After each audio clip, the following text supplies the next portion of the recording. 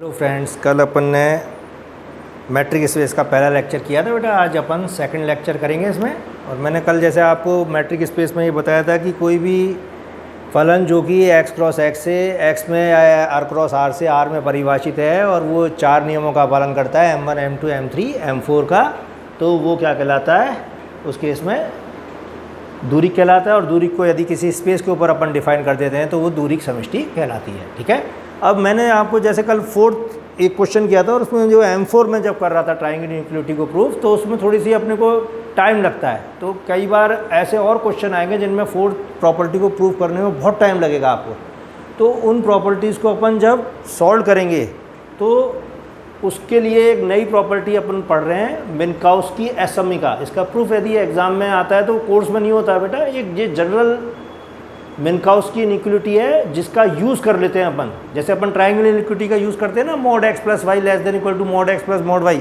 ऐसे ही वो कहता है यदि a1 a2 an b1 b2 bn rn के अवयव हैं तो उस केस में ai प्लस bi का होल स्क्वायर का स्क्वायर रूट, समीशन है इस पर, समीशन i बराबर 1 to n ai plus bi का होल स्क्वायर और इसका पूरे का स्क्वायर रूट। जैसे अपन इसको खोलेंगे तो क्या आएगा?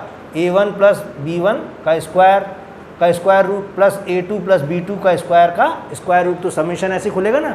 तो कहता है अगर ये चीज़ सम के अंदर है और ai प्लस bi का होल स्क्वायर का स्क्वायर रूट किसके बराबर होता है? ai स्क्वायर के square root plus bi square के स्क्वायर रूट के अलग अलग जोड़ के बराबर होता है। तो सिर्फ आपको ये चीज़ याद रखनी है।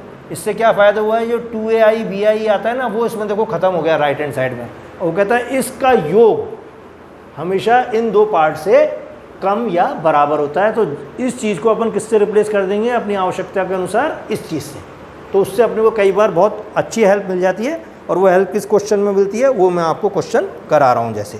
ठीक है। तो वो क्वेश्चन कौन सा है? पर्टिकुलर क्वेश्चन हैं इसमें कुछ, तो जब भी एग्ज़ाम में आते हैं वो, तो आप एकदम पहचान जाओगे कि यार ये तो इस मेथड से अपने को करना है। ठीक है।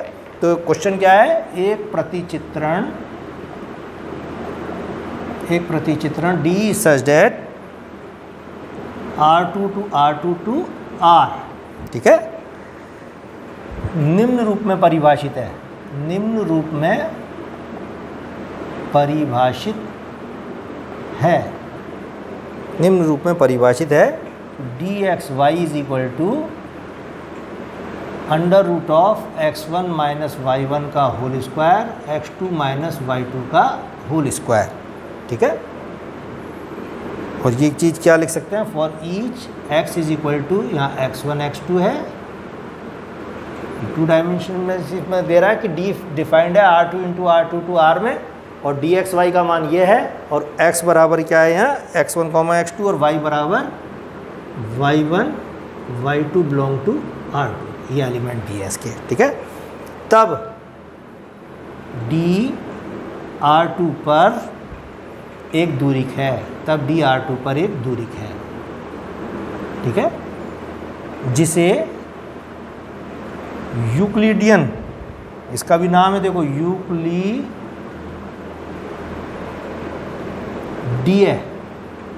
दूरिक कहते हैं। तो कई बार ये परिभाषा अलग से पूछ ली उसने कि यूक्लिडीय दूरिक क्या है। तो आप क्या कहोगे? ये प्रतिचित्रण डी जो इस प्रकार से परिभाषित है ये दूरिक होती है और ये यूक्लिडीय दूरिक कहलाती है। और नहीं तो एक क्वेश्चन है अपना, और अपने को ये प्रूव करना है कि dxy क्या है? यहाँ पर एक दूरिक का काम कर रहा है। तो दूरिक का काम कैसे करेगा कि dxy का मान, जैसे आप ये देखो अंडर रूट के अंदर स्क्वायर है, तो इसका मतलब हमेशा dxy क्या होगा? ग्रेटर देन इक्वल टू 0 होगा। तो अपने को m1 m2 m3 m4 ये सब सॉल्व करना है यहाँ पर। ठीक है। तो देखो किस तरह से करेंगे। m1 का मतलब है dxy क्या दिया है अपने को? Under root of x1 minus y1 का होल स्क्वायर और x2 माइनस y2 का होल स्क्वायर। पूरे पे अंडर रूट है, ध्यान रखना। जो कि स्पष्टतः, आप सिर्फ एक लाइन लिखोगे, जो कि स्पष्टतः एक ऋणोत्तर संख्या है। जो कि स्पष्टतः एक ऋणोत्तर संख्या है, नॉन नेगेटिव। ऋणोत्तर क्या होता है? नॉन नेगेटिव नंबर है। देखो ये स्क्वायर है, ये स्क्वायर है, तो ये हमेशा अंडर रूट जो है स्क्वायर संख्या का आएगा और वो हर हालत में क्या आएगा? एक नॉन नेगेटिव नंबर ही अपने को प्राप्त होगा, तो अपन ने डायरेक्ट लिख दिया बस इसको, ठीक है। फिर वो कहता है M2, इसमें जो M3 और M4 हैं, M3 भी सिंपल है, M2 भी सिंपल है, अपने को सिर्फ M4 पे ध्यान देना है विशेष रूप से। लेकिन अब ये वीडियो है तो पूरा ही एक बार कराना पड़ेगा कि dxy is equal to 0 if and only if आप क्या लिखोगे, x1 माइनस y1 का whole square plus x2 minus y2 का होल स्क्वायर, ठीक है। अब देखो ये चीज़ 0 कब होगी अंडर रूट के अंदर वाली, जब ये भी 0 और ये भी 0। तो इसके लिए, क्योंकि अगर a प्लस बी होता, खाली a होता और यहाँ b होता, तो a प्लस बी में b का मान यदि नेगेटिव होता है a के बराबर, तब तो वो 0 हो सकता था। लेकिन ये अब अलग अलग 0 होगा, तभी ये चीज़ क्या होगी, 0 होगी। तो आप क्या लिखोगे, x1 माइनस y1 का whole square is equal to 0 तथा x2 माइनस y2 का whole square is equal to 0, तभी ये चीज़ संभव है 0 के बराबर। और ये 0 कब होगा, जब x1 बराबर y1 है तथा x2 बराबर y2 है, ठीक है। और इसका मतलब क्या है कि x1 x2 is equal to y1 y2, ठीक है। और ये चीज़ क्या है, उसको लिख दो, ये x है और ये y है। तो ये बस थोड़ी सी प्रैक्टिस कर लेना, ऑटोमेटिक सारी चीज़ हो जाएगी, ठीक। फिर इसके बाद अब आप किस पे आओगे, M3 पे। M3 क्या है, हमको वीडियो बनाने में बहुत दिक्कत आ रही है बेटा इस वक्त, क्योंकि क्लास भी चल रही है और एग्ज़ाम भी चल रहे हैं कॉलेज में। लेकिन अब ये है कि कुछ लोग जो कि गांव से आते हैं, अब वो हैं तो बिल्कुल ब्लैंक रह जाओगे, पेपर बेहद ख़तरनाक है, टाइम तुम्हें मिलेगा नहीं। तो तुम्हारे हित में मैं कोशिश कर रहा हूँ कि कैसे भी ये चीज़ हो जाए, ठीक है। अब देखो ये dxy है, इसमें अपन अंडर रूट में है, तो इसको क्या लिख सकते हैं अपन, y1 माइनस x1 का होल स्क्वायर, क्योंकि स्क्वायर में है चीज़, और यही चीज़ y2 माइनस x2 का होल स्क्वायर। और ये क्या लिखा जा सकता है, आप पूरे पर अंडर रूट मान लेना। और ये किसके बराबर है, dyx के। तो dxy किसके बराबर आ गया, देखो dyx के, ठीक है। अब इसके बाद फिर अपने को M4 करना है, जिसके लिए ये क्वेश्चन स्पेशली पूछा जाता है, ठीक है। और इसमें किसका यूज़ करेंगे अपन, मिन्काउस्की असमीका का। तो बुक में दोनों मेथड दिए हैं उसने, एक तो ट्रायंगल इनइक्वालिटी से किया है जो बेहद हार्ड है, तो उसमें टाइम लगता है, इसलिए अपन मिन्काउस्की असमीका प्रूफ करेंगे। इसमें यूज़ में लेंगे, प्रूफ नहीं करेंगे, उसको यूज़ में लेंगे। क्या है ये, x1 माइनस y1 का whole square x2 minus y2 का होल स्क्वायर, ठीक है। और इसको कैसे लिख सकते हैं अपन, अब i is equal to 1 to 2 summation xi minus yi का होल स्क्वायर का स्क्वायर रूट, ठीक है। ये वही चीज़ हो गई, देखो अब ये समेशन खोलोगे तो x1 माइनस y1 का whole square, x2 minus y2 का होल स्क्वायर, ठीक है। अब इसमें आप क्या करो, zi इंट्रोड्यूस कर दो। तो पहले zi घटाएंगे और फिर zi जोड़ देंगे, ठीक है। अब देखो इसको यदि मैं ai मान लूँ और इसको bi मान लूँ, तो मैंने अभी क्या बताया था, ai प्लस bi का होल स्क्वायर का स्क्वायर रूट क्या होता है, ai स्क्वायर के स्क्वायर रूट और bi स्क्वायर के स्क्वायर रूट से अलग अलग कम होता है। तो इस चीज़ में हम मिन्काउस्की असमीका लगा दी अपन ने, और मिन्काउस्की असमीका लगाती ये चीज़ क्या हो जाएगी कि xi is equal to 1 to 2 xi minus zi का होल स्क्वायर का square root plus i is equal to 1 to 2 zi minus yi का होल स्क्वायर का स्क्वायर रूट, ठीक है। अब ब्रैकेट में क्या लिखोगे आप, मिन्काउस्की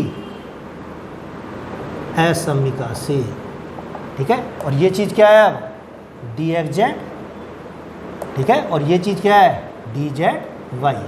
तो क्या हो गया, देखो इसके बराबर लिखते हैं, इसलिए अपन ये बराबर लिख रहे हैं। अगर यहाँ dxy चला दोगे तो आप लेस देन इक्वल टू लिख दो, नहीं तो ये स्टेप इसके बराबर है, इसलिए ये बराबर का निशान है, लास्ट में लिख देना, अतः dxy is less than equal to dxz plus dzy।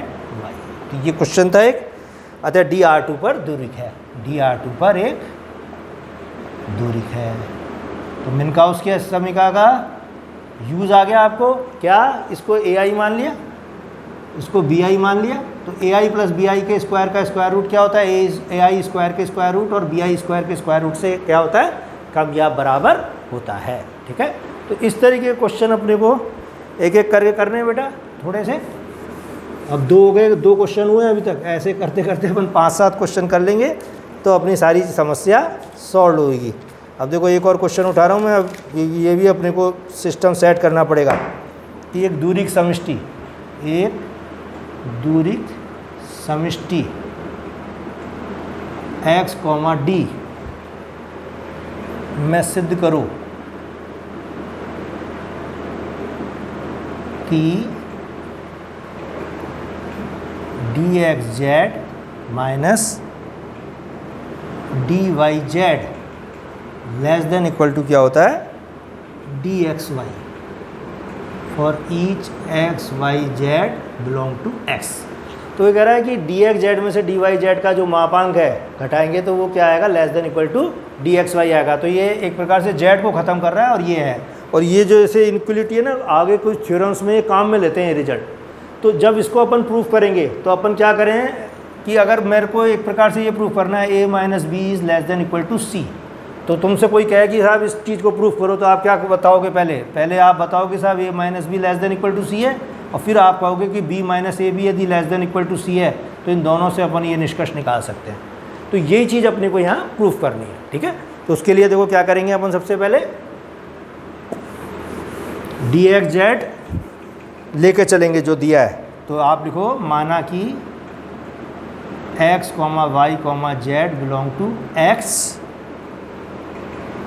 कोई 3 बिंदु हैं, तब त्रिभुज असमिका से, तब त्रिभुज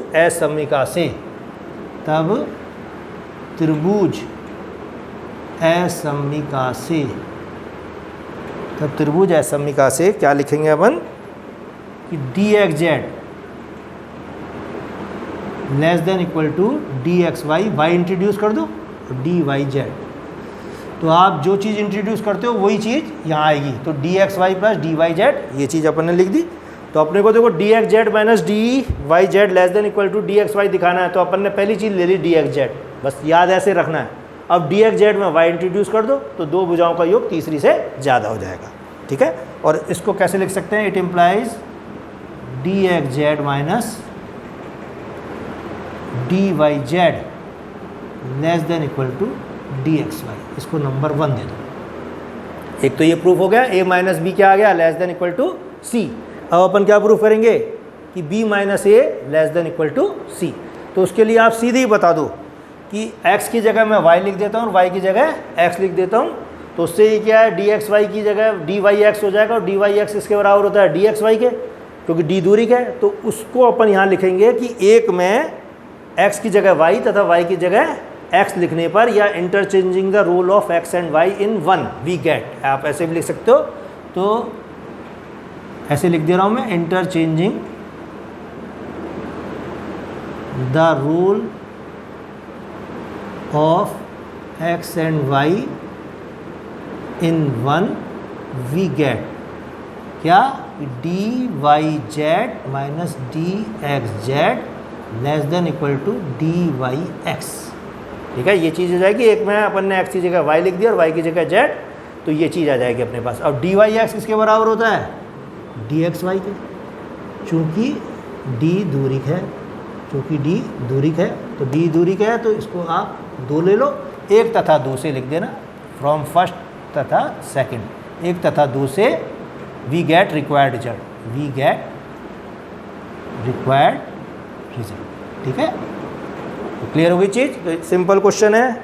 अब क्वेश्चनों को इस तरीके से ही अपने को इसमें सेट करना है। तो 2 क्वेश्चन अब ये हो गए, फिर उसके बाद अभी 2 या 3 क्वेश्चन में और करा के सीधे नेक्स्ट चैप्टर पे जाऊंगा बेटा, ध्यान रखना, ठीक है। और नेक्स्ट चैप्टर ही अपने लिए मेन है। तो ये क्वेश्चन तो अब जैसे तुम्हारे को एक बार मिल जाएंगे, जैसे कुछ बच्चे आए तो सीधे ही तुम्हारा 9 तारीख को ऐसा एग्ज़ाम ख़त्म है, आप 10 तारीख को आ जाओ उस केस में, ठीक है। और फिर बात कर लेंगे अपन बाकी की जो भी होगी।